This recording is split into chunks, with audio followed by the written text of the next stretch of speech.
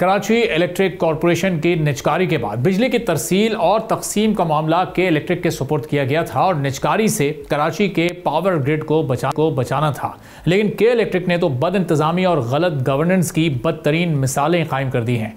के इलेक्ट्रिक कराची के सार्फिन को मुसलसल बिजली की फराहमी यकीनी बनाने के इक़दाम करने के बजाय लोड शेडिंग और पूरा दिन के ब्लैकआउट करते हुए सिर्फ इस बात पर अपनी तवज्जो रखता है कि कैसे ज़्यादा से ज़्यादा प्रॉफिट कमाया जा सके। हुकूमत का इरादा है कि के इलेक्ट्रिक की तरह आइस्को, गैपको, फेस्को और दीगर डिस्कोस की भी प्राइवेटाइजेशन की जाए। लेकिन अब यह ज़रूरी है कि कराची इलेक्ट्रिक की प्राइवेटाइजेशन के बाद होने वाले नुकसानात को भी सामने रखा जाए। पिछले 20 सालों में क्या कुछ हो चुका है, इस पर नज़र डालना बहुत ज़रूरी है। पूरे मुल्क की मईशत को संभालने वाले कराची पोर्ट 60% से ज़ायद ट्रेड करती है।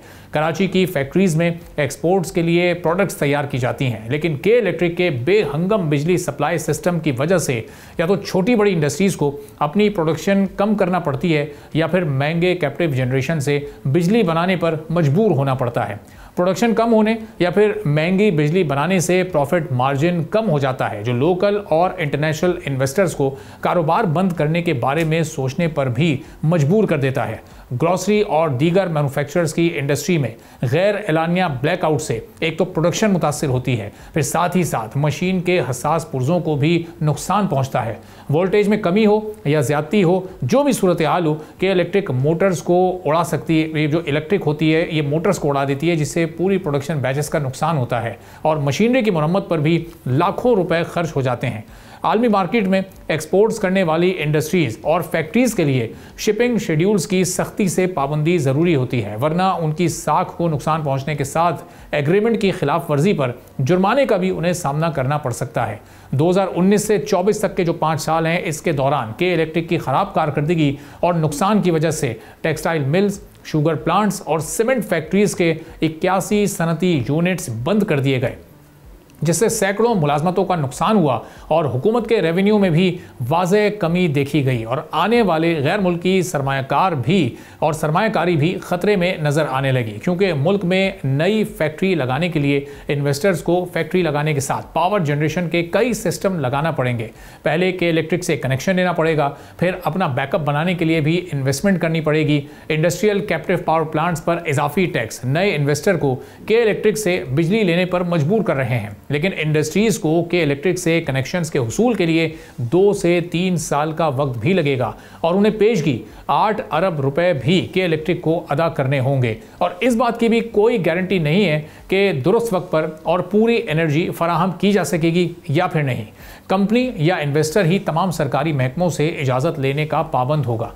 बिजली की मुसलसल और बरवक्त फराहमी की ज़मानत के बगैर पेशगी 8 अरब रुपए की अदायगी किसी भी कंपनी या इन्वेस्टर को दिवालिया भी कर सकती है। 2020 में के इलेक्ट्रिक की पैदावारी सलाहियत कराची की 3604 मेगावाट की तलब के मुकाबले में 2984 मेगावाट रही।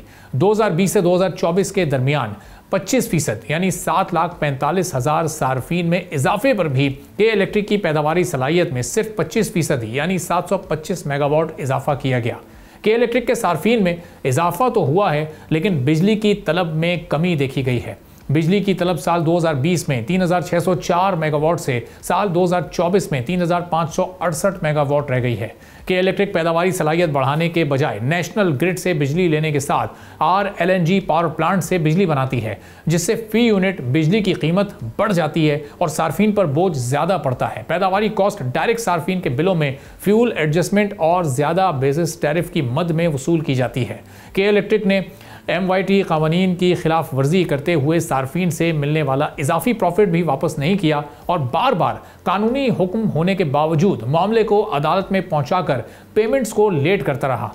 इसी तरह जब नेपरा ने कहा कि के इलेक्ट्रिक पर सार्फिन के 43 अरब रुपए से जायद वाजिबुल अदा हैं, तो के इलेक्ट्रिक हुकाम ने नेपरा ऑर्डर को चैलेंज किया और अदालत से हुक्म इम्तनाई हासिल कर लिया। इस तरह अरबों का रिलीफ जो कराची वालों को मिलना था वो ना मिल सका।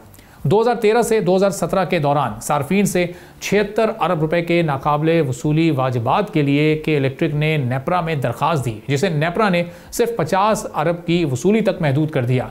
जुलाई अगस्त 2023 में के इलेक्ट्रिक का ओवर बिलिंग स्कैंडल भी सामने आया, जहां मीटर रीडिंग में हेर फेर की गई ताकि बिलिंग साइकिल को बढ़ाया जा सके और सार्फिन को बड़े स्लैब में धकेल कर ज़्यादा से ज़्यादा पैसों की वसूली की जा सके।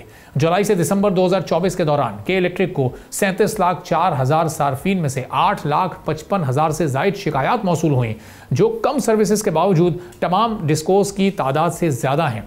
के इलेक्ट्रिक को लेस्को के मुकाबले में फीस सारिफ दुगनी शिकायत रिकॉर्ड हुई हैं। लेस्को के 64,89,000 सार्फिन हैं, जिसमें से 6,73,000 ने शिकायत दर्ज कराई हैं, जबकि मैप्को के 83,56,000 से ज़ायद सार्फिन में 4,17,000 ने शिकायत की हैं। फेस्को के 54,09,000 से ज़ायद सार्फिन हैं और उन्होंने सिर्फ 2,86,000 शिकायत दर्ज कराई हैं। आइस्को में सार्फिन की तादाद 38,85,000 है, वहाँ पर सिर्फ 1,92,000 शिकायत ही नजर आईं।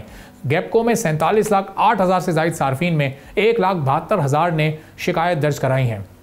हेस्को में 12,43,000 सार्फिन में से 37,000 से ज़ायद शिकायत रिपोर्ट हुई हैं। फिर पेस्को में 43,73,000 सार्फिन की तादाद है, वहाँ पर 21,000 से ज़ायद शिकायत दर्ज की गई हैं। सेप्को में 8,24,000 से ज़ायद सार्फिन है, वहाँ पर 7,000 से ज़ायद शिकायत सामने आई हैं। फिर कैस्को में 7,20,000 से ज़ायद सार्फिन में सिर्फ 1,612 शिकायत की गई हैं और टेस्को में 4,46,000 सार्फिन में से सिर्फ 83 शिकायत सामने आ सकी हैं।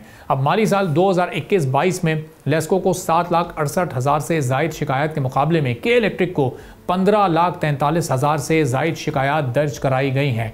अपग्रेड ना करने और नाकिस हिफाजती इंतजामात से के इलेक्ट्रिक के पुराने स्ट्रक्चर्स ने आवाम को भी ख़तरे में डाला हुआ है। माली साल 2023 में के इलेक्ट्रिक के सर्विस एरियाज़ में करंट से लगने से 33 अफराद की जान चली गई। इन्वेस्टिगेशन के बाद नेपरा ने प्रोटोकॉल में नाकामी और एक लाइनमैन की हलाकत की जिम्मेदारी के इलेक्ट्रिक पर आयद करते हुए 10 मिलियन रुपए का जुर्माना और मुतासरा खानदान को 35 लाख मुआवजे की अदायगी का हुक्म दिया। ट्रांसमिशन की सलाहियत बेहतर ना होने की वजह से के इलेक्ट्रिक को महंगे RLNG पावर प्लांट्स का सहारा लेना पड़ता है। CPPAG से सस्ती बिजली लेने के बजाय महंगी RLNG प्लांट्स के इस्तेमाल से कराची के बिजली सार्फिन के लिए मुल्क के दीगर हिस्सों की निस्बत ज़्यादा कीमत इस वक्त अदा करनी पड़ती है और ये इजाफी बोझ कराची पिछले तकरीबन 20 साल से मुसलसल बर्दाश्त करते चले आ रहे हैं। अब सूरत हाल में बेहतरी कैसे हो सकती है और फिर अब हुकूमत जो इकदाम उठाने जा रही है दीगर डिस्ट्रीब्यूशन कंपनीज़ को प्राइवेटाइज करने का, तो के इलेक्ट्रिक का ट्रैक रिकॉर्ड देखते हुए वो प्राइवेटाइजेशन कैसी होनी चाहिए। सब्सक्राइब करें और बेल दबाएं ताकि कोई खबर रह न जाए।